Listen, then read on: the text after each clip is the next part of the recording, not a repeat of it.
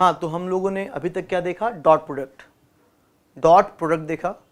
अब हम लोग बात करने जा रहे हैं किसकी? क्रॉस प्रोडक्ट की। क्रॉस प्रोडक्ट देखते हैं कि क्या होता है क्रॉस प्रोडक्ट।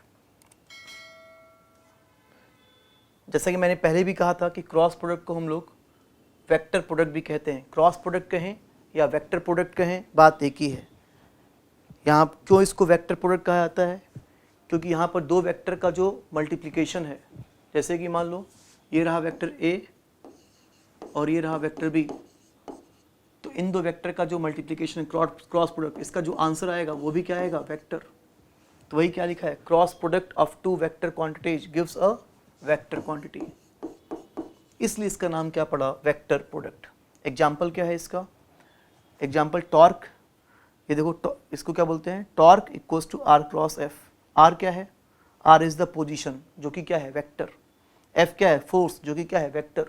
और इन दोनों का जो मल्टीप्लिकेशन है, कौन सा मल्टीप्लिकेशन? Cross product. तो जिसका आंसर जो आया टॉर्क, वो भी क्या है? वेक्टर। ठीक है, तो ये फॉर्मूले में पढ़ेंगे जब एक टॉपिक है रोटेशनल मोशन, उस रोटेशनल मोशन में इस फॉर्मूले को हम लोग दोबारा पढ़ेंगे। ठीक है, तो देखो तुम, क्रॉस प्रोडक्ट, दो वेक्टर का क्रॉस प्रोडक्ट भी हमें क्या मिल गया? Vector quantity. Vector quantity. ठीक है, अब क्वेश्चन उठता है कि यहाँ पर ए क्रॉस बी की वैल्यू क्या होगी? क्या होगी ए क्रॉस बी की वैल्यू? लास्ट क्लास में हमने देखा था कि ए डॉट बी की वैल्यू क्या थी? हमने देखा था A dot B. A dot B कितना था? A B cos theta. A dot B क्या था? A B cos theta. तो जो ए क्रॉस बी होता है वो कितना होता है? A B sine theta. A dot B A B cos theta, तो ए क्रॉस बी जो होगा वो ए बी साइन थीटा होगा। ये होगा, मैं बता रहा हूँ होगा, लेकिन क्या ये कंप्लीट है? ये कंप्लीट है, कुछ छूटा हुआ है इसमें? A cross B A B sine theta ये कंप्लीट है कि इसमें कुछ बचा हुआ है, कुछ अभी कंप्लीट करना बाकी है? क्या सोचते हो तुम?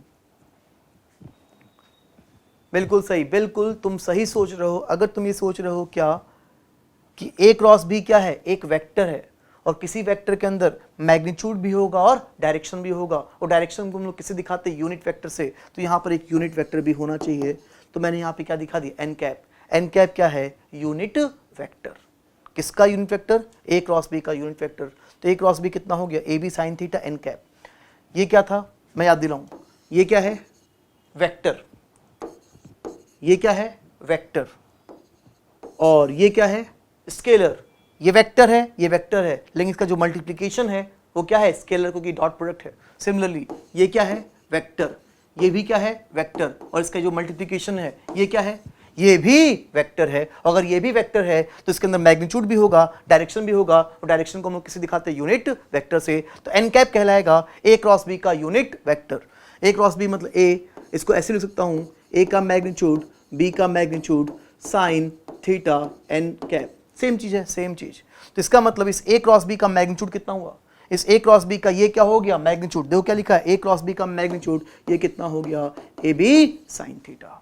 ठीक है, तो याद रखेंगे इस फॉर्मूले को। याद रखना, n cap is the unit vector of A cross B. ठीक,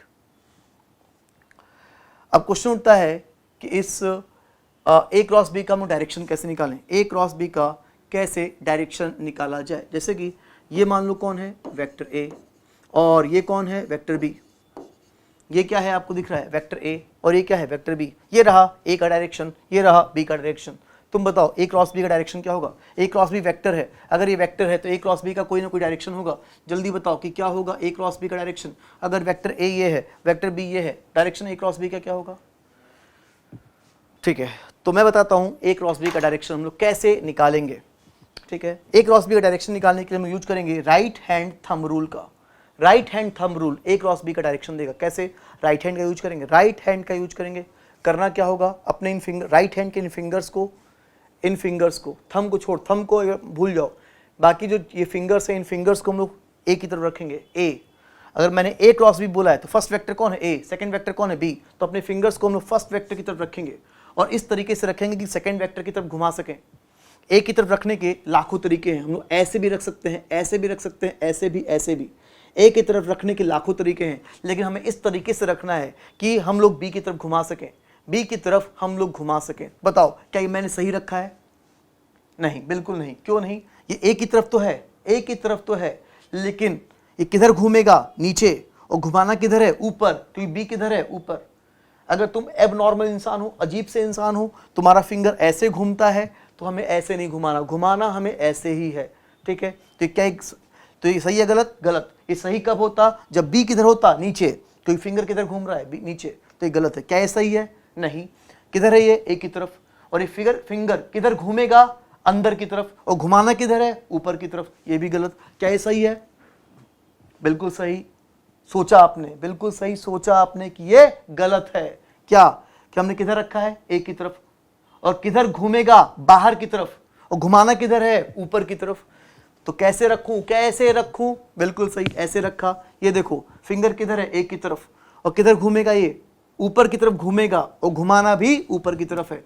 समझे आप लोग, ए की तरफ रखा, बी की तरफ घुमाया, और थंब जो है वो इन बाकी फिंगर्स के क्या होना चाहिए, परपेंडिकुलर। जब थंब इन बाकी फिंगर्स के परपेंडिकुलर होता है तो ऐसे थंब को हम लोग बोलते हैं एक्सटेंडेड थंब, एक्सटेंडेड थंब। तो ए की तरफ रखा, बी की तरफ घुमाया, थंब क्या दे देगा, direction of A cross B. तो ये डायरेक्शन हुआ ए क्रॉस बी, मतलब ये ए क्रॉस बी, क्या ये वेक्टर ए के परपेंडिकुलर है, हाँ। क्या ये ए क्रॉस बी वेक्टर बी के परपेंडिकुलर है, हाँ। क्या ये ए क्रॉस बी इस पूरे प्लेन के परपेंडिकुलर है जिस प्लेन में ए और बी है, बिल्कुल। तुम ये देखो ए क्रॉस बी किधर आया, इस स्क्रीन के बाहर की तरफ आया, तो ए क्रॉस बी ए के क्या है, परपेंडिकुलर, बी के भी क्या है, परपेंडिकुलर, उस पूरे प्लेन के परपेंडिकुलर है जिस प्लेन में कौन है, ए और बी। ये था हमारा राइट हैंड थंब रूल। उम्मीद है कि आप इसका यूज कर लोगे, ठीक है। अच्छे से लगा देना, गलती से तुम लेफ्ट हैंड मत लगा देना। अगर लेफ्ट हैंड लगा दोगे तो डायरेक्शन गलत निकल जाएगा। हमें यूज करना होगा क्या, राइट हैंड, ए क्रॉस बी, ठीक है। तो यहाँ पे तुम देखो ये क्या है, राइट हैंड थंब रूल, वही चीज जो मैं समझाई वही उसका फिगर बना हुआ है। तुम इस फिगर में देखो, ये एक हॉरिजॉन्टल प्लेन है, तुम देख सकते हो इस फिगर में कि ये एक हॉरिजॉन्टल प्लेन है। इस हॉरिजॉन्टल प्लेन में वेक्टर ए इस तरफ है और वेक्टर बी इस तरफ है। ये वेक्टर ए है, ये वेक्टर बी है। देखो ये राइट हैंड है, राइट हैंड, फिंगर को ए की तरफ रखा, बी की तरफ घुमाया, तो थंब क्या दे देगा, direction of A cross B. A cross B को मैं यहाँ सी बोल रहा हूँ, कोई बात नहीं। एन कैप क्या है, एन कैप क्या है, unit vector of A cross B. फिर से फिंगर को ए की तरफ रखा, बी की तरफ घुमाया, थंब दे देगा direction of A cross B. वही फिगर है, देखो ना, फिंगर्स को ए की तरफ रखा, बी की तरफ घुमाया, थंब क्या दे देगा, direction of A cross B. ये कहलाता है राइट हैंड थंब रूल, ठीक है। तो ये वही चीज लिखी हुई है क्या, कि direction of A cross B, अगर मैं इसको सी कहता हूं तो ए क्रॉस बी को मान लो सी कह दिया, the direction of A cross B is given by right hand thumb rule, and direction of A cross B is perpendicular. हाँ, तो direction of A cross B is perpendicular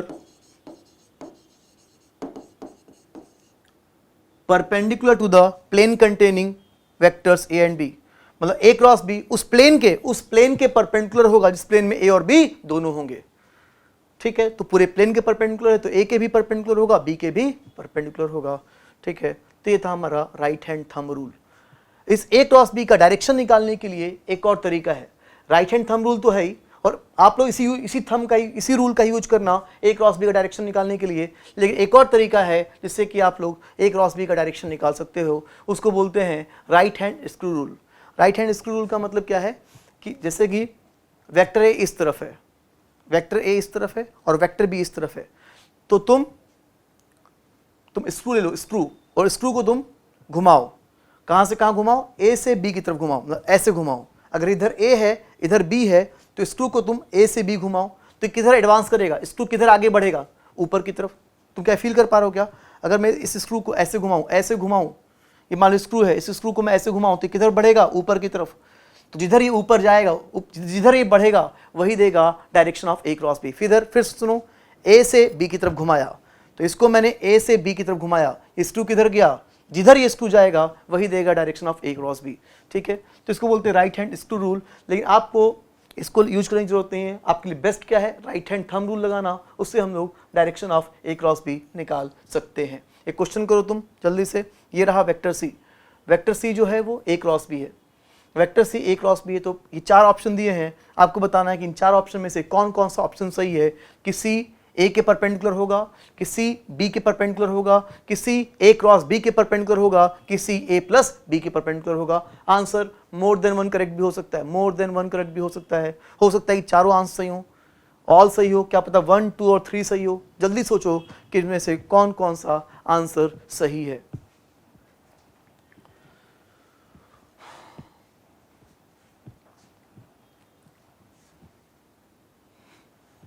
सोच लिया आपने? चलो मैं बताता हूं।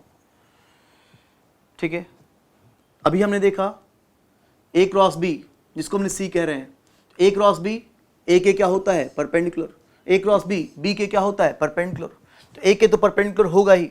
अरे सी कहो या ए क्रॉस बी कहो, बात एक ही, क्योंकि हमने सी को क्या लिखा? ए क्रॉस बी। तो ए क्रॉस बी, ए के तो परपेंडिकुलर होगा ही, बी के तो परपेंडिकुलर होगा ही।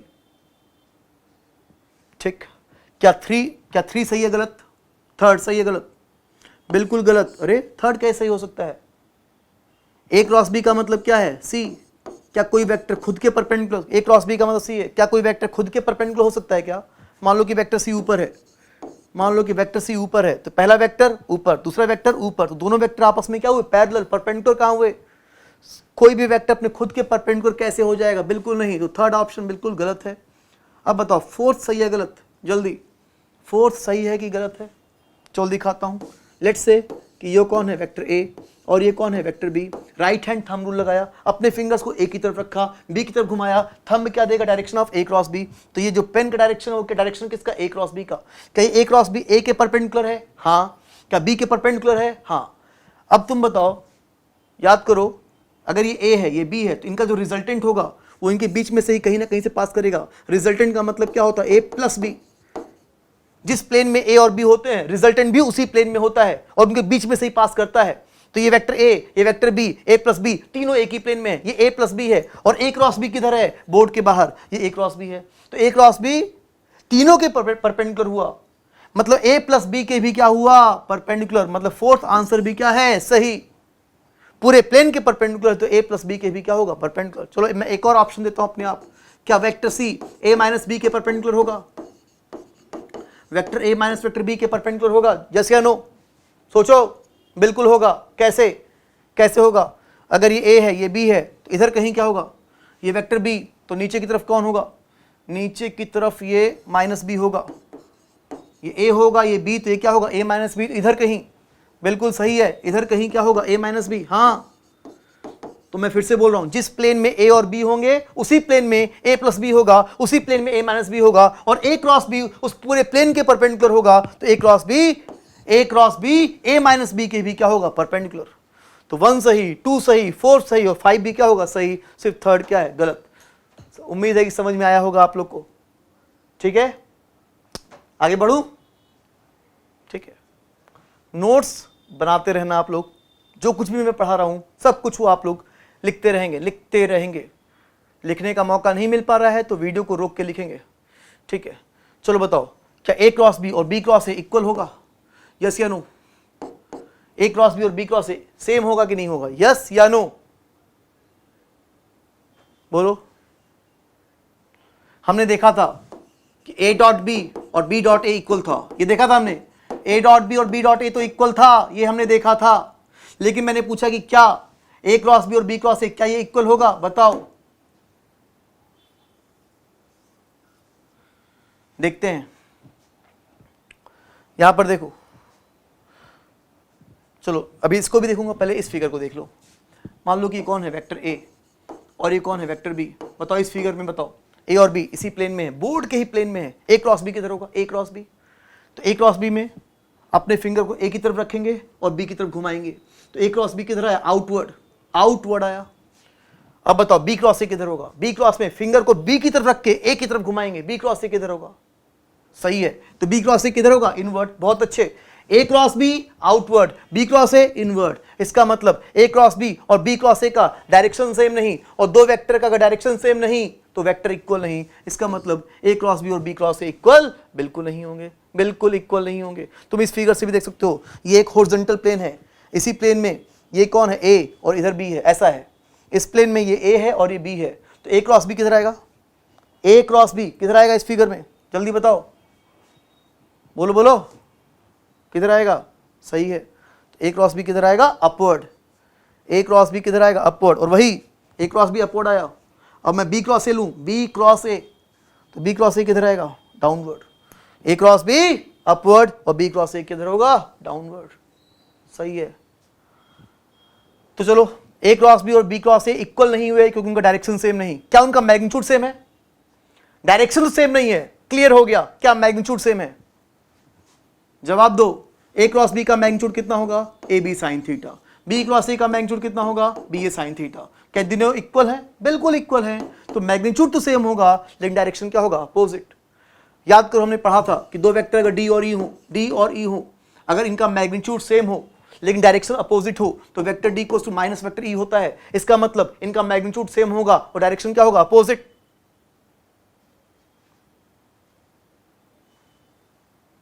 ठीक। तो इसका मतलब ये होता है कि A cross B equal to, मैं क्या लिख सकता हूं, minus of B cross A. क्यों? दो वेक्टर का अगर मैग्नीट्यूड सेम हो और डायरेक्शन अपोजिट तो D equals to minus E. तो ए क्रॉस बी और बी क्रॉस ए का हमने देखा कि मैग्नीट्यूड क्या है, सेम, लेकिन डायरेक्शन क्या है, अपोजिट। तो A cross B equal to क्या हो जाएगा, minus of B cross A. उम्मीद है कि क्लियर हुआ होगा आप लोग को ये चीज। ठीक है, तो ये याद रखना कि ए क्रॉस बी और बी क्रॉस ए इक्वल नहीं होंगे, मैग्नीट्यूड इक्वल होगा और A cross B equals to minus of B cross A होगा। इसीलिए तुम देखो ए क्रॉस बी को अगर वेक्टर सी कहा गया, अगर ए क्रॉस बी को वेक्टर सी कहा गया तो बी क्रॉस ए क्या हो गया, माइनस सी हो गया, लिखा हुआ है ये। ठीक है, चलो आगे बढ़ता हूं मैं। हाँ, तो हमने क्या देखा कि ए क्रॉस बी और बी क्रॉस ए का मैग्नीट्यूड तो क्या होगा, सेम, लेकिन डायरेक्शन क्या होगा, अपोजिट। तो यहां लिख देते हैं मैग्नीट्यूड्स आर इक्वल और डायरेक्शंस आर अपोजिट। ठीक। अच्छा, याद करो A dot B equals to क्या था, बी डॉट ए। तो इसका मतलब डॉट प्रोडक्ट क्या है, कम्यूटेटिव। डॉट प्रोडक्ट क्या है, कम्यूटेटिव। लेकिन आज हमने सीखा कि A cross B equals to B cross A नहीं है। इसका मतलब कि क्रॉस प्रोडक्ट कम्यूटेटिव नहीं है। क्रॉस प्रोडक्ट कम्यूटेटिव नहीं है, याद रखना इसको। ठीक है, चलो।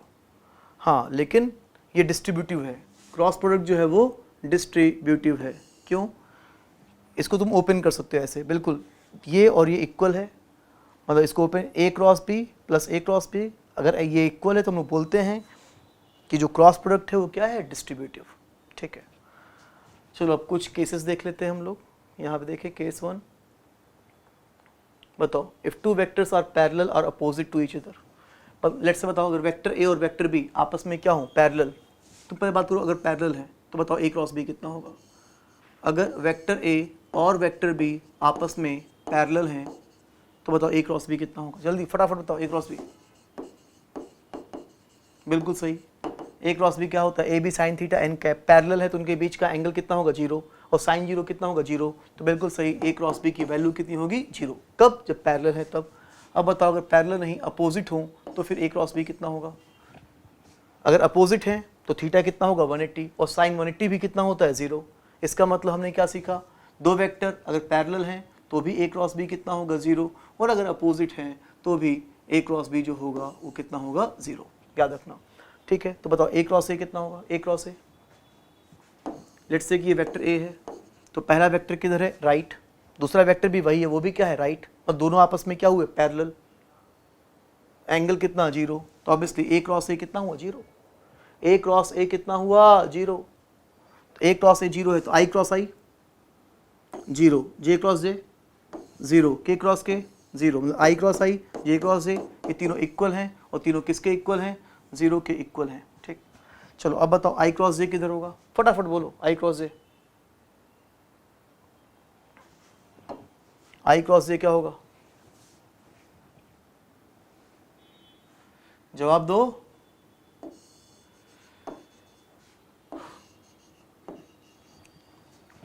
कुछ लोग बोलते 1 कैसे हो सकता है।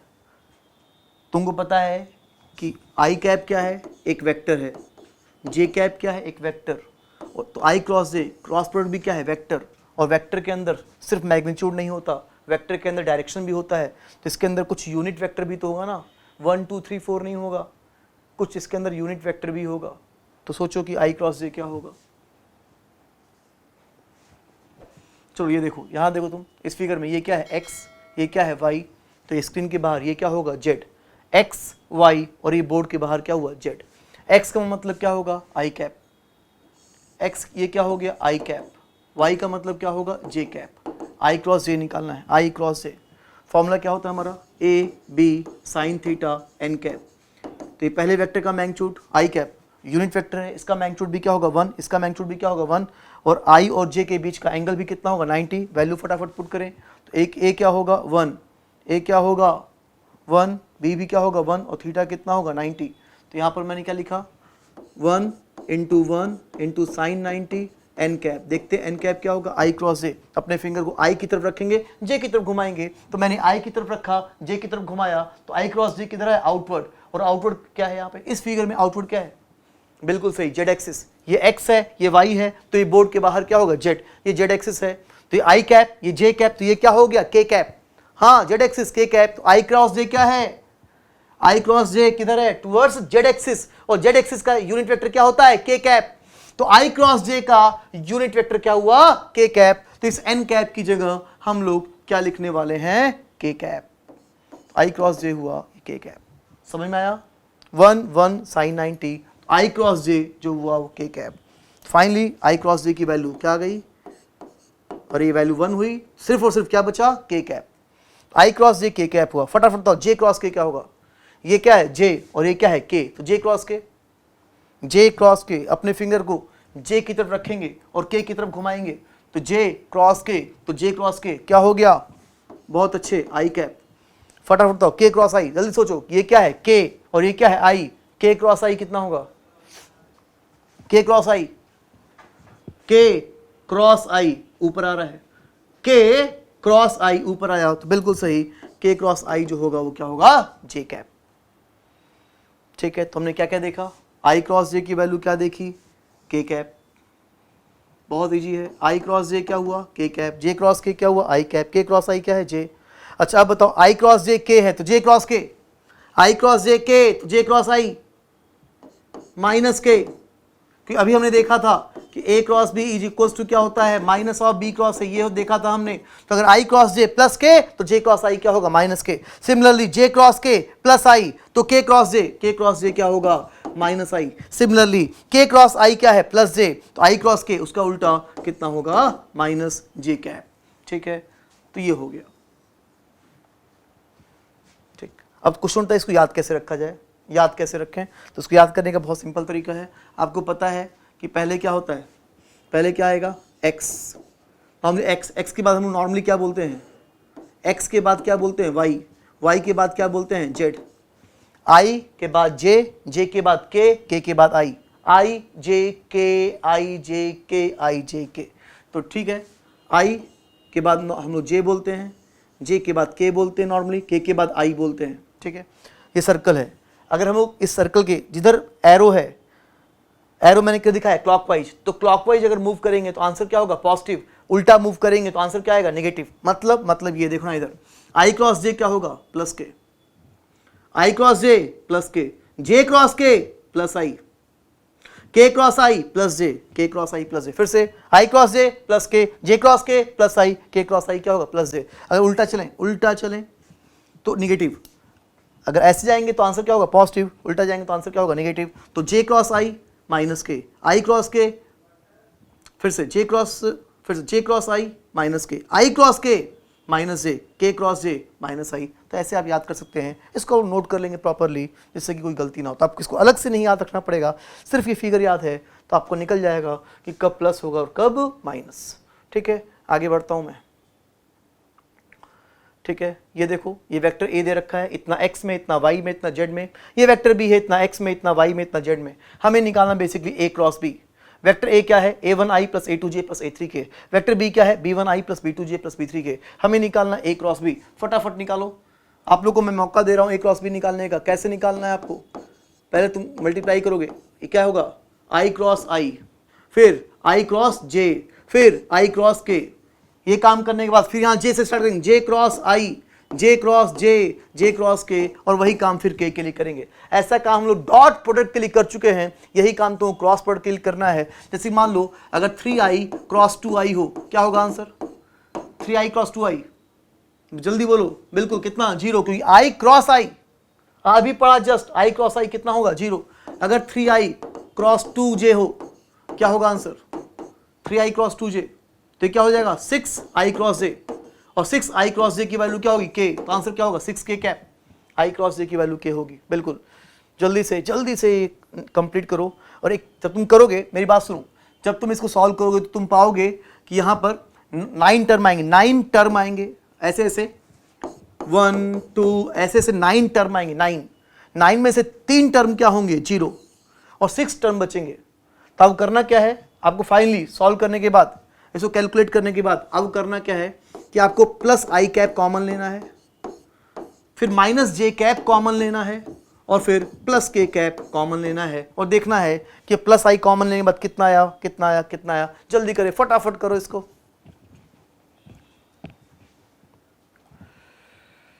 वीडियो को रोक के आराम से करो, गलती मत करना, जल्दी करो।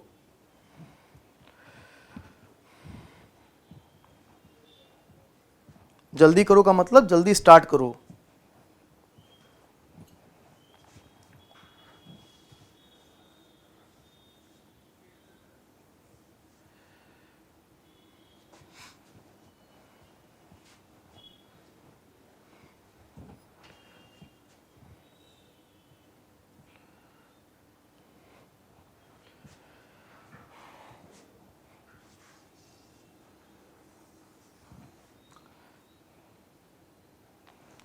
ठीक है, चलो मैं करता हूं। उम्मीद है कि आप लोग ट्राई कर चुके होंगे। अब मैं करता हूं, स्टार्ट करते हैं। यहां पर देखो, i क्रॉस i कितना हो गया? 0। फिर i cross j, i cross j क्या होगा? k, और क्या बचेगा? a1 b2, a1 b2, i cross j क्या होगा? k। फिर i cross k, i cross k मैंने बताया था ऊपर, i क्रॉस k क्या होता है? माइनस j, और क्या बचेगा? a1 b3, a1 b3, ये हो गया। अब j cross i, j cross i क्या होता है? माइनस k, तो j क्रॉस i जो होता है वो क्या होता है? माइनस k, और बचा क्या? a2 b2, sorry a2 b1, a2 b1, j cross a minus k, और j क्रॉस j कितना होगा? 0। फिर फटाफट यहाँ j क्रॉस k, और j क्रॉस k क्या होता है? Plus i, j cross k होता है प्लस i, तो a2 b3 plus i cap, a2 b3 और j cross k plus i। अभी last k cross i, k cross i क्या होता है? k cross i plus j,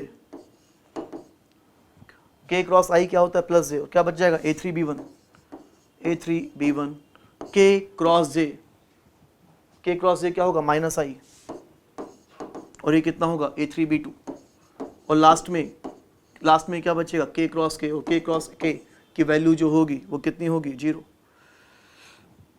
तो इस तरह तुम देखो तो 3 जगह 0 आया, 1 2, और ये प्लस है, प्लस, हाँ, तो 3 जगह ये वैल्यू 0 आ रही है, 1 2 और 3। 2 में आई कैप आया, कहाँ कहाँ आई कैप है? ये रहा आई कैप, 2 जगह जे कैप आया, 2 जगह के कैप आया। फटाफट अब वो आगे का काम मैं करता हूँ। a क्रॉस b, जल्दी से प्लस आई कैप कॉमन लो।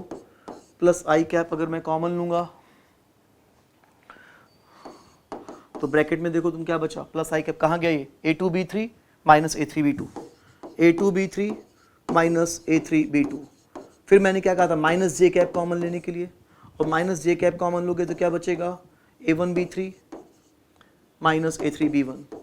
फिर मैंने कहा था प्लस के कैप कॉमन लेने के लिए, अगर प्लस के कैप कॉमन लोगे तो क्या बचेगा? a1 b2 minus a2 b1, a1 b2 minus a2 b1, ये हो गया। तो इस तरह से ये आ गया हमारा a क्रॉस b। समझ रहे हैं आप लोग? इस तरह से हमने ये क्या निकाल लिया? a क्रॉस b, ये आ गया। ठीक है, ठीक। अब आगे बढ़ने से पहले, कुछ और बताने से पहले, मुझे अब आप लोग को मैथमेटिक्स की एक छोटी सी चीज़ आपको बतानी है। आते हैं मैथमेटिक्स पे। मैथमेटिक्स का एक टर्म है, एक चीज़ है। अभी मैं दोबारा इस चीज़ पे आऊँगा, थोड़ा पेशेंस रखो, दोबारा मैं यहाँ पे आऊँगा, लेकिन थोड़ी सी एक मैथमेटिक्स की बात करते हैं। तो पहले मैं बात किसी करने आ रहा हूँ डिटर्मिनेंट। डिटर्मिनेंट ये मैथमेटिक्स का एक टॉपिक है, तो इसकी हम लोग बात करेंगे। डिटर्मिनेंट को ऐसे दिखाते हैं इस तरह से, जैसे कि यहाँ पे देखो 2 लाइन है, यहाँ रख दो 2, यहाँ लिख दिया 2 लिख दिया, -3 लिख दिया, 4 1 6 7 -8 9 4 कुछ भी लिख दिया, ठीक है। तो ये डिटर्मिनेंट है और इसके ये सब कहलाते हैं एलिमेंट्स। एलिमेंट्स कितने एलिमेंट्स हैं? 1 2 3 4 5 6 9 एलिमेंट, 9 एलिमेंट्स हैं। कितने रो हैं? 1 2 3, 3 रो हैं। कितने कॉलम है? 1 2 3, कितने कॉलम है? 3, 3 रो हैं और 3 कॉलम है। तो इसको बोलते हैं कि डिटर्मिनेंट जो है वो 3:3 का है। 3 रो है और 3 कॉलम है, 3:3 का। इसके अंदर 9 एलिमेंट्स है, 9 एलिमेंट्स है। तो देखते हैं इस डिटर्मिनेंट को सॉल्व कैसे करेंगे। फटाफट देखो कैसे सॉल्व करना है आपको। जैसे मैं इसकी बात करूं तो यहाँ पे आप लोग मन में सोचेंगे यहाँ क्या है? Plus minus plus, plus minus plus. तो पहले यहाँ पे क्या लिखेंगे आप लोग? Plus A bracket, plus A bracket, फिर क्या लिखना आपको? माइनस बी ब्रैकेट, फिर क्या लिखना आपको? Plus C bracket, plus A bracket minus B bracket plus C bracket, ठीक है। अब इसके बाद आपको कैसे आगे बढ़ना है? पहले हम लोग यहाँ अच्छा यहाँ बीच में क्या आएगा? यहाँ पर जो बीच में है वो क्या आएगा?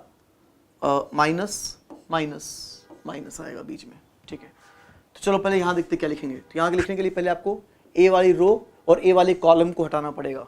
अब यहाँ क्या बचा? EF और HI। तो यहाँ क्रॉस मल्टीप्लाई करेंगे, क्रॉस मल्टीप्लाई करेंगे। तो स्टार्ट करेंगे सबसे कहाँ से? लेफ्ट से और टॉप से, लेफ्ट से और टॉप से, ई से स्टार्ट करेंगे। तो यहाँ पे पहले मैं क्या लिखूंगा? EI। यहाँ पे क्या होगा? EI minus FH। एक मिनट, हाँ, तो यहां पे क्या आ गया? EI माइनस FH, ये हो गया। अब हम लोग B की बात करेंगे, ठीक है। अब हम लोग बात करेंगे B की। यहां पे लिखने के लिए जो B का रो है, B वाली रो और B वाले कॉलम को हटाएंगे। अब क्रॉस मल्टीप्लाई करेंगे। स्टार्ट यहां से करेंगे। क्या लिखूं मैं? सोचो मैं क्या लिखूं? DI minus FG। तो यहां पे मैंने क्या लिखा? DI minus FG। अब जल्दी सोचो यहाँ क्या लिखूं? सोचो तुम, ये काम तुम्हारा है। जल्दी बताओ कि वहां पे मैं क्या लिखूं? बोलो। चलो मैं करता हूं। क्या करें? अब यहाँ पे C की जो रो है और C का जो कॉलम है उसको हटाया और स्टार्ट करेंगे D से। तो क्या होगा? DH minus EG। तो यहाँ पे मैंने क्या लिख दिया? DH minus EG। समझ गए? इसको आपको रटना नहीं है, याद करना नहीं है, बस तरीका देखना है आपको। क्या? Plus minus plus. पहले क्या लिखना? प्लस ए माइनस बी प्लस सी। बीच में क्या होगा? Minus minus minus. फिर वही क्रॉस मल्टीप्लाई करके आप ये लिखते चले जाओगे। बिल्कुल सही है, गलती बिल्कुल नहीं करोगे। बहुत सिंपल सा है। इस तरह से हम लोग इस डिटर्मिनेंट को सॉल्व करते हैं, ठीक है। जल्दी से मैं आप लोगों को एक क्वेश्चन देता हूँ, आप लोग उसको सॉल्व करो, ठीक है।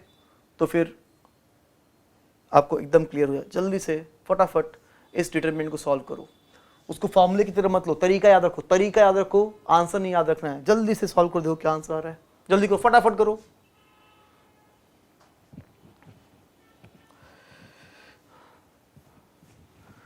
ठीक है, तो चलो मैं कर रहा हूं। तुम कहोगे सर मैं इतनी जल्दी मैंने कैसे कर लूंगा? तो मैं हमेशा बोलता हूं कि वीडियो को रोक के करना होता है आप लोग को। इतना मैं टाइम नहीं दूंगा कि तो आप वीडियो रोकेंगे फिर ट्राई करेंगे, ठीक है। चलो मैं करता हूं। पहले क्या लिखूं? Plus minus plus. तो पहले मैं क्या लिखूंगा? +2 ब्रैकेट। तो +2 वाला ये हटा दूंगा रो। यहाँ क्या होगा? 40, 5 × 8 40 और 3 × 2 -6। एक माइनस फार्मूले के अंदर है, ये माइनस तो फार्मूले में है और इसका मल्टीप्लिकेशन कितना है? -6। तो माइनस माइनस कितना हो गया? +6। समझ में आया आप लोग को? ठीक है, बहुत अच्छे। अब ये हो गया। अब इसके बाद मैंने क्या लिखा था? यहाँ पे क्या था? Plus minus plus. तो पहले +2 हो गया। अब इसके बाद माइनस ये, और ये माइनस माइनस क्या हो जाएगा? प्लस। तो यहाँ पर मैं क्या लिखूंगा? +3। समझ में आ रहा है आप लोग को? माइनस माइनस यहाँ क्या हो गया? +3। इसके बाद मैं क्या लिखूंगा? ब्रैकेट। इस ब्रैकेट में इसको और इसको हटाएंगे, क्रॉस मल्टीप्लाई होगा। तो ये कितना होगा? 8 × 4, ये कितना होगा? -32। और यहाँ माइनस तो फार्मूले के अंदर पहले से है। और 6 × 3, यहाँ पे कितना होगा? 18। यहाँ पर ये कितना होगा? 18। ये हो गया। अब लास्ट वाला क्या लिखूं मैं? लास्ट में अब मैं यहाँ पे क्या लिखूं? +4। फिर यहाँ पे क्या आएगा? ब्रैकेट। +4 लिखूं तो -4 × -2 कितना हो गया? -8। ये -2 फार्मूले के अंदर है, सॉरी -4 इन -2 कितना हो जाएगा +8, और ये -2 फार्मूले के अंदर है, और 6 × 5 कितना हो जाएगा 30। बस अब तो कैलकुलेशन कर लेना, हो जाएगा। इस तरह से हम लोग डिटर्मिनेंट को सॉल्व कर सकते हैं। ठीक है, समझ गए? चलो अब जल्दी से तुम जरा ये बताओ, फटाफट तुम ये बताओ कि इस डिटर्मिनेंट की वैल्यू क्या होगी। जल्दी से इसको तुम सॉल्व करो। ये देखो, यहां मैं लिख रहा हूं आई कैप, जे कैप, के कैप, ये A1 है, ये A2 है, ये A3 है, ये B1 है, ये B2 है और ये B3। जल्दी से फटाफट इस डिटरमिनेंट को सॉल्व कर दो, क्या आ रहा है, जल्दी करो, बहुत कम टाइम दूंगा मैं। बार बार मैं कहता हूं कि वीडियो को रोक के कर लिया करो अगर तुमको ज्यादा टाइम चाहिए तो। ठीक है, मैं करता हूं। हाँ, यहां क्या होगा, प्लस आई A2B3 minus A3B2, A2B3 minus A3B2। ठीक, फिर मैं यहाँ क्या लिखूंगा, प्लस माइनस प्लस क्या लिखूंगा, माइनस जे, और माइनस जे क्या होगा, माइनस जे क्या होगा, A1B3 माइनस A3B1, और फिर क्या होगा प्लस के, और प्लस के क्या होगा, A1B2 minus A2B1, A1B2 minus A2B1। इस क्रॉस प्रोडक्ट का ये होगा आंसर। ठीक है, अभी क्या तुमने इसको पहले कभी देखा है? अभी जैसे जो मैंने लिखा इसको, क्या आज हमने इसको पहले कभी लिखा था क्या? अभी से पहले कभी लिखा था क्या? बताओ, दिखाता हूं, बिल्कुल लिखा था। ये देखो,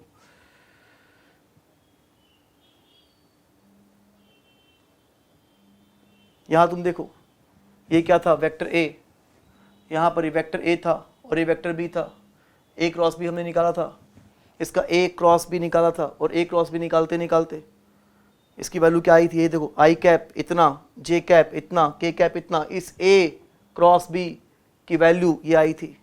ये वैल्यू क्या, ये जो ए क्रॉस बी की वैल्यू आई, क्या ये आंसर और ये आंसर क्या मैच कर रहा है? देखो तुम, ये जो ए क्रॉस बी की वैल्यू आई, क्या ये और ये मैच कर रहा है? क्या बिल्कुल मैच कर रहा है, एकदम तुम देख लो मैच कर रहा है। ये पूरा देखो, आई कैप देखो, माइनस जे देखो, के कैप देखो, बिल्कुल मैच कर रहा है।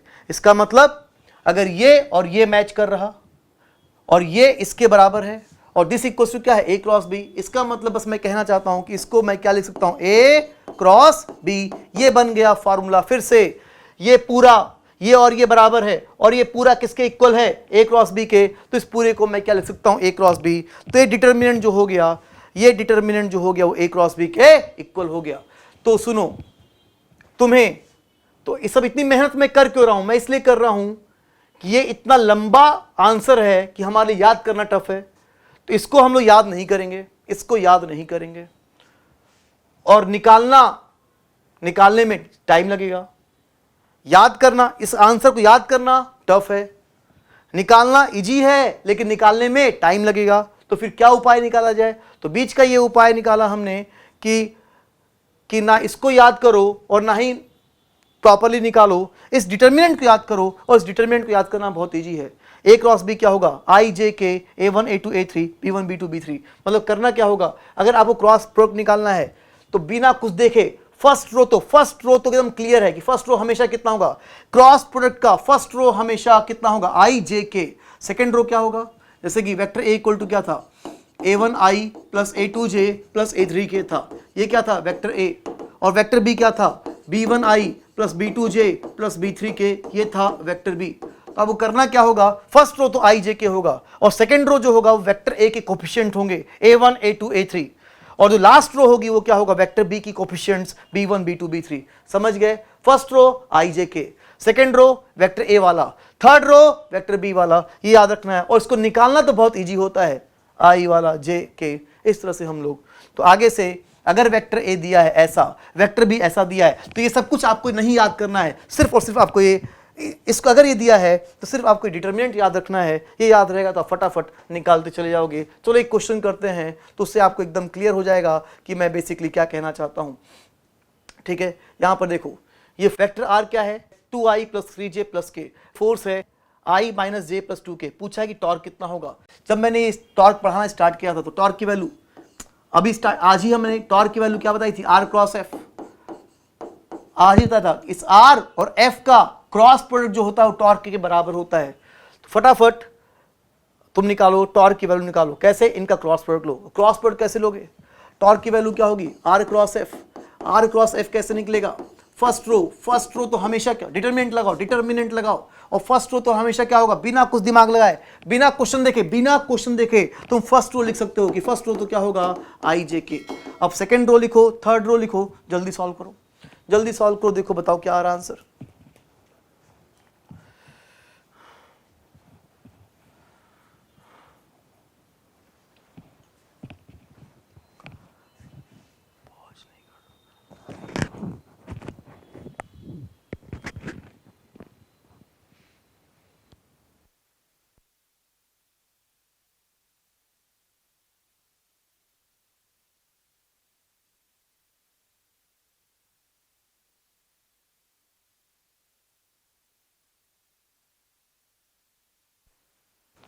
ठीक है, उम्मीद है कि आपने ट्राई कर लिया होगा। आई जे के फर्स्ट रो में क्या लिखूं, 2 3 1। थर्ड रो क्या लिखूं, 1 माइनस 1 2, 1 माइनस 1 2 और फर्स्ट रो 2 3 के सॉरी 2 3 1। और फटाफट सॉल्व कर लेते हैं इसको।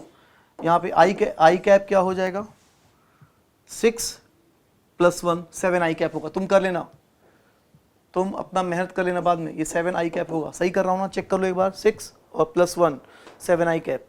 फिर ये माइनस जे में क्या हो जाएगा, 4 जे में 4 माइनस 1 3 माइनस 3 जे कैप, माइनस 3 जे कैप होगा।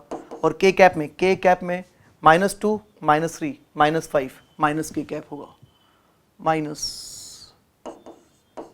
एक मिनट फिर से चेक कर लेता हूँ, माइनस 2 और माइनस 3 माइनस 5 के कैप। ये आ गया टॉर्क, एक आर क्रॉस एफ आ गया। सिंपल निकाल लेना तुम, वही तरीका है। मैंने जो भी पढ़ाया था उसी काम को मैंने मन में किया है। प्लस आई लिखा, कैलकुलेशन किया, ये आ गया। माइनस जे लिखा, कैलकुलेशन किया, ये आ गया। प्लस के लिखा, कैलकुलेशन किया, ये आ गया। ठीक है, ये आ गया टॉर्क और क्रॉस एफ। इस तरह से निकाल सकते हैं आप लोग। ठीक है, जल्दी से एक नया क्वेश्चन करते हैं। ठीक है, नया क्वेश्चन में देखो, ये वेक्टर ए लिया है 2i प्लस 3j प्लस के। जानबूझ के मैंने इसके बराबर लिया है कि तुमको कैलकुलेशन में टाइम बर्बाद ना करना पड़े, इसलिए मैंने ये लिया है कि अगर तुम देखो एक सेकंड, वेक्टर ए मैंने क्या लिया है 2i प्लस 3j प्लस के। वेक्टर बी मैंने यही लिया है i माइनस जे प्लस 2 के। जानबूझ के लिया है कि इस क्वेश्चन को सॉल्व करने के लिए अगर तुमको ए क्रॉस बी की जरूरत पड़े तो तुमको दोबारा ए क्रॉस बी ना निकालना पड़े, तुम डायरेक्ट ए क्रॉस बी का इस आंसर यूज कर सकते हो। तो चलो फटाफट तुम निकालो। पिछले क्वेश्चन आंसर क्या था, 7i माइनस 3j माइनस 5 के था। हाँ, तो ये रहा वेक्टर ए, ये रहा वेक्टर ए और ये रहा वेक्टर बी। आपको एक ऐसा यूनिट वेक्टर निकालना है जो दोनों वेक्टर के क्या हो, परपेंडिकुलर। एक ऐसा यूनिट वेक्टर जो दोनों वेक्टर के क्या हो, परपेंडिकुलर। इमेजिन करो कि मान लो कि ये वेक्टर ए है, ये कौन है, वेक्टर ए, और लेट्स से कि ये वेक्टर कौन है, बी। मान लो कि ये ए है और ये बी है, तो हमें एक ऐसा वेक्टर चाहिए जो दोनों वेक्टर के क्या हो, परपेंडिकुलर, मतलब इस पूरे प्लेन के परपेंडिकुलर हो। ऐसा यूनिट वेक्टर निकालना है, जल्दी निकालो।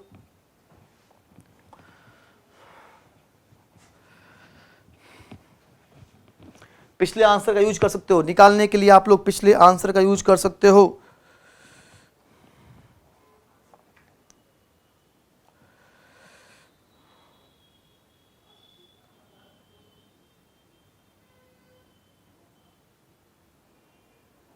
चलो ठीक है, मैं करता हूं।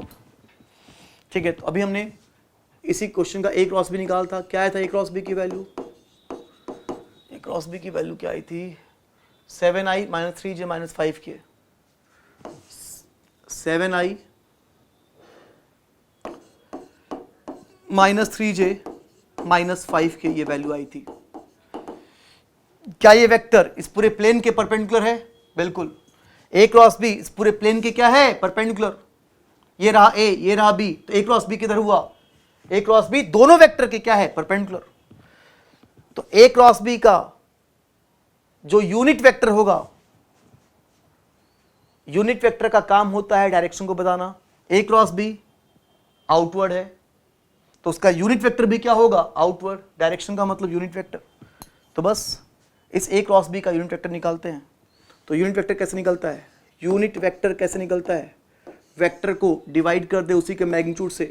वेक्टर क्या है, 7i cap minus 3j cap plus 5k cap, इसको डिवाइड कर दूं इसी के मैग्नीट्यूड से, और इसका मैग्नीट्यूड जो होगा वो कितना हो जाएगा, 49 प्लस 9 प्लस 25, जो भी आंसर है कैलकुलेट कर लेना। तो वेक्टर को डिवाइड कर दिया उसी के मैग्नीट्यूड से, तो क्या निकल गया, ए क्रॉस बी का यूनिट वेक्टर।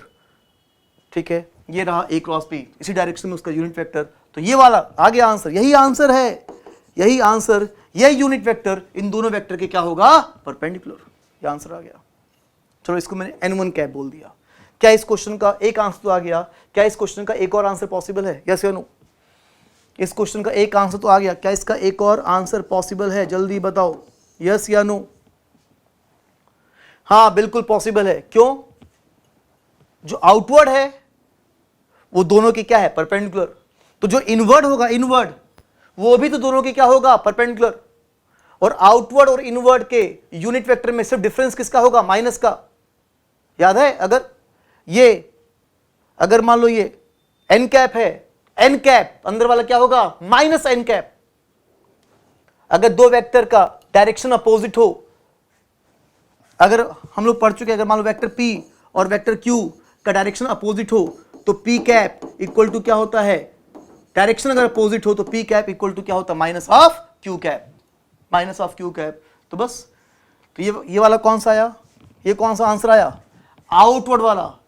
तो अगर आउटवर्ड का आंसर ये है तो इनवर्ड का आंसर क्या होगा, इसी का माइनस। तो इसी का माइनस क्या हो जाएगा, इसी का जो माइनस है वो क्या हो जाएगा, 7i minus 3j plus 5k upon इसका magnitude under root 49 plus 9 plus 25। तो इस क्वेश्चन का दो आंसर, एक इस तरफ तो एक इस तरफ। ये दोनों यूनिट वेक्टर इन दोनों वेक्टर्स के परपेंडिकुलर हैं। ठीक है, तो ये क्वेश्चन कंप्लीट होता है। ठीक,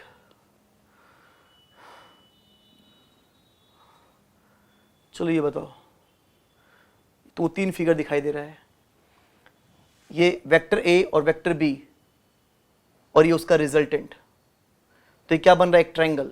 ए और बी से मिलकर, वेक्टर ए और वेक्टर बी दोनों मिलकर एक ट्रायंगल बना रहे, एक ट्रायंगल बना रहे, ए बी और ये। ठीक, तो वेक्टर ए और वेक्टर बी मिलकर एक ट्रायंगल बनाए, वेक्टर ए और वेक्टर बी मिलकर ये एक पैरेललोग्राम बनाए। ये दोनों पैरेललोग्राम सेम है, वेक्टर ए और वेक्टर बी मिलकर ये पैरेललोग्राम बनाए। तो दो वेक्टर मिलकर ट्रायंगल बना रहे हैं, वही दो वेक्टर मिलकर पैरेललोग्राम बनाए, वही दो वेक्टर मिलकर फिर से क्या बनाए, पैरेललोग्राम। ठीक है, यहां ए और बी क्या है, इस पैरेललोग्राम की साइड्स हैं, और एक्स और वाई क्या है, इस पैरेललोग्राम के डायगोनल्स हैं। ए और बी साइड्स हैं और एक्स और वाई जो है वो डायगोनल हैं। ठीक, तो इस पैरेललोग्राम का जो एरिया होता है, ए और बी से मिलकर जो पैरेललोग्राम बना, इस पैरेललोग्राम का जो एरिया होगा वो क्या होगा, magnitude of A cross B. इस पैरेललोग्राम का जो एरिया होगा वो क्या होगा, magnitude of A cross B. क्या तुम सोच सकते हो कि ए क्रॉस बी कैसे आया?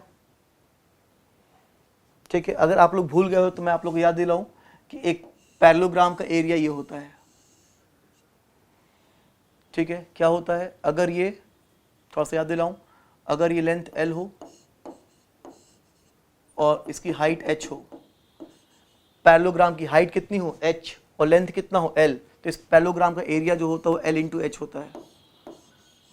l ये लेंथ है और h इसकी हाइट है, हाइट ये लेंथ नहीं, h हाइट है।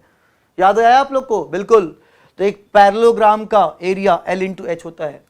तो अब बताओ, ये तुमको पता है, अब बताओ कि क्या तुम इसका यूज करते हुए तुम क्या इसको प्रूफ कर सकते हो? जल्दी सोचो, कर सकते हो? बहुत अच्छे, अगर कर पा रहे तो चलो मैं करता हूं। कैसे देखना, यहां पर देखो, वेक्टर ए का मैग्नीट्यूड कितना है a, वेक्टर बी का मैग्नीट्यूड कितना है, वेक्टर ए का मैग्नीट्यूड कितना है a, वेक्टर बी का मैग्नीट्यूड कितना है b, और लेट्स से इन दो वेक्टर्स के बीच का ये एंगल कितना है, थीटा।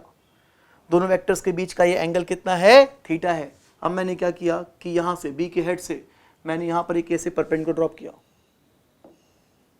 ये परपेंडिकुलर ड्रॉप किया, तो यहाँ से यहाँ तक की लेंथ कितनी है a, और लेट्स से परपेंडिकुलर h है, परपेंडिकुलर कितना है h। तभी बात हुई कि इस पैरेललोग्राम का जो एरिया होगा, एरिया वो कितना होगा a इंटू एच। और तुमको पता है कि अगर a और b के बीच का अगर ये एंगल थीटा है और ये b है, ये लेंथ कितनी है b, तो इस b का दो कंपोनेंट b cos थीटा और b sin थीटा, तो जो h है h की वैल्यू कितनी होगी b sin थीटा। क्या दिख रहा है आप लोग को, देख लो तुम अच्छे से। अरे ये लंबाई हमें तो पता है कि एरिया कितना होता है L इंटू एच, तो ऐसे यहाँ पे एरिया कितना होगा a इंटू एच। और याद करो इस राइट एंगल ट्रायंगल को देखो, अगर ये b है थीटा तो h की वैल्यू कितनी होगी b sin थीटा। तो जहाँ h है वहाँ हमने क्या रख दिया b sin थीटा, तो एरिया कितना होगा a b sin थीटा, और a b sin थीटा कितना होगा a b sin थीटा। आज ही देखा कि a क्रॉस b का जो मैग्नीट्यूड होता है वो कितना होता है a b sin थीटा। अब क्लियर हुआ होगा आप लोग को जो मैंने कहा, ठीक है। तो इस तरह से इस पैरेललोग्राम का एरिया हो गया magnitude of a cross b, ठीक है। चलो,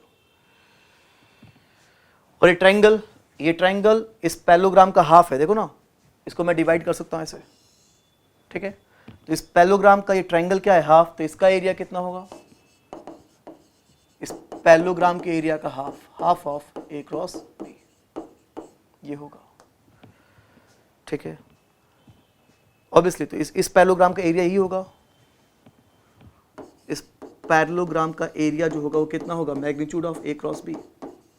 हाँ a b इसका एरिया a क्रॉस b, लेकिन मैं चाहता हूं कि इसके एरिया में आंसर में a ना हो, x हो और y हो, वेक्टर x और वेक्टर y हो। x और y का यूज करके बताना है कि इसका आंसर कितना होगा। जल्दी बताओ, आंसर में a और b ना हो, आंसर में x और y हो, x और y का यूज करके जल्दी बताओ कि एरिया कितना होगा, जल्दी बताओ। ठीक है, चलो मैं आपको इतना हिंट दे देता हूं आप लोगों को कि इसका answer x cross y by 2 होगा। इसका answer x cross y by 2 होगा। x और y इस पैरेललोग्राम के डायगोनल वेक्टर हैं, डायगोनल वेक्टर्स हैं, ठीक है। ये होगा। चलो तुम अप्रूव कर लो, आराम से वीडियो को रोको और प्रूफ करो, बताओ कि ये वैल्यू इसके बराबर कैसे होगी। ट्राई करो, आएगा आंसर, ट्राई तो करो।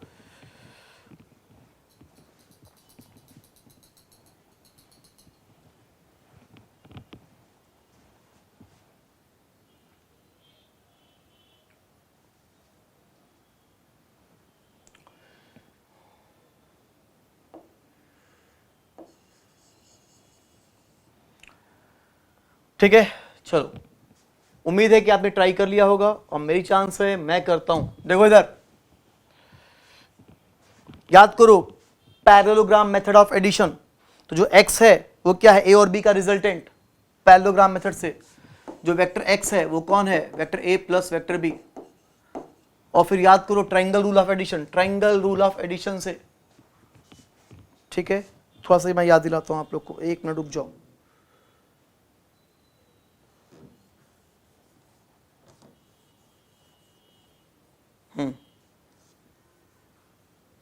हाँ, अब तुम ध्यान से देखो, तुम्हें दिखाई देगा ट्रायंगल रूल से b और y का रिजल्टेंट क्या a, तो ट्रायंगल रूल ऑफ एडिशन कहता है कि b plus Y equal to a है। एकदम देखो, a b और y का रिजल्टेंट है, तो ट्रायंगल रूल ऑफ एडिशन कहता है कि b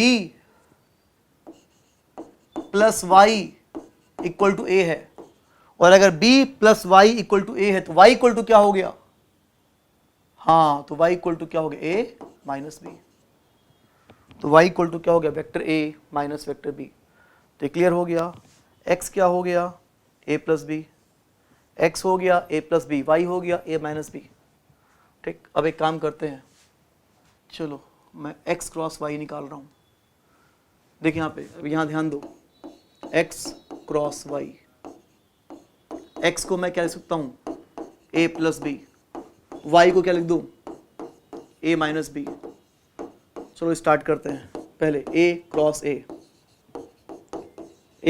फिर a क्रॉस b माइनस है a क्रॉस b, फिर b क्रॉस a, लास्ट में माइनस b क्रॉस b। और आपको तो पता ही a क्रॉस a कितना होता है, 0, b क्रॉस b भी कितना होता है, 0। तो x क्रॉस y की वैल्यू क्या हो गई, x क्रॉस y की वैल्यू क्या हो गई, क्या बचा, क्या क्या बचा, ये 0 हो गया, ये 0 हो गया, क्या क्या बचा, माइनस A क्रॉस B बचा और प्लस B क्रॉस A बचा, बाकी ये तो दोनों 0 हो गए। ठीक है, ये 0 हो गया, A cross A 0, B cross B 0, minus A cross B बचा और B क्रॉस A बचा। और आपको याद होना चाहिए, ये तो आपको पता ही होना चाहिए, कितनी बार ये बात हो चुकी है आज ही, क्या कि B cross A equal to क्या होता है, minus of A cross B।